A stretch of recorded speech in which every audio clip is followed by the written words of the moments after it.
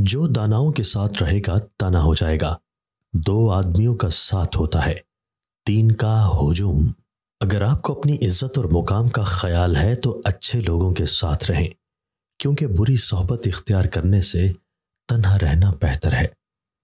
جب ضرورت آدمی کو لڑنے پر مجبور نہ کرے تو وہ اپنی ہوس کی تسکین کے لیے لڑتا ہے۔ خوف میں محبت درست ہوتی ہے اور ادب کی رعایت سے مستحکم ہوتی ہے۔ تکلف کی زیادتی محبت کی کمی کا باعث بن جاتی ہے۔ جو بندہ دنیا میں رہ کر محبت سے بچتا رہا، اس نے اپنے آپ کو بھی فائدہ پہنچایا اور دوسروں کو بھی۔ 3 چیزیں محبت بڑھانے کا ذریعہ ہیں۔ اول، سلام کرنا، دوم، دوسروں کے لیے مجلس میں جگہ بنانا، اور سوم، مخاطب کو بہترین نام سے پکارنا۔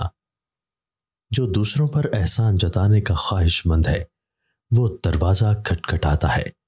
جس کے دل میں محبت ہے اس کے لیے دروازے کھلے ہیں۔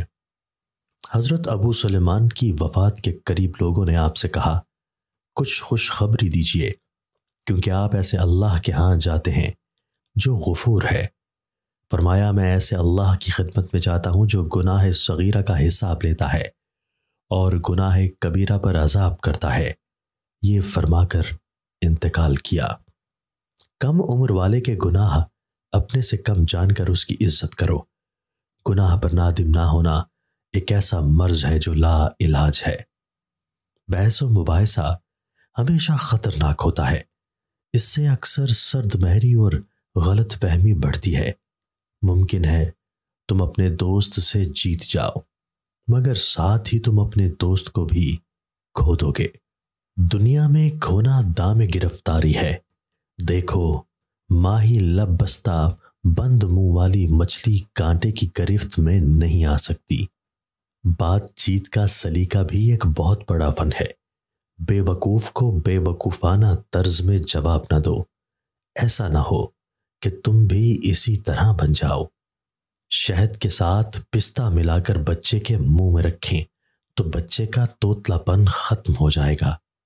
بھوکا ننگا مزدور جب جبر اور ظلم کے خلاف اٹھ کھڑا ہوتا ہے تو بڑے بڑے کج کلاہوں کے تاج اس کی ٹھوکروں کی زد میں ہوتے ہیں۔ تمام کاموں کے واسطے معین جگہ ہونی چاہیے اور ہر کام کے واسطے وقت مقرر ہونا چاہیے۔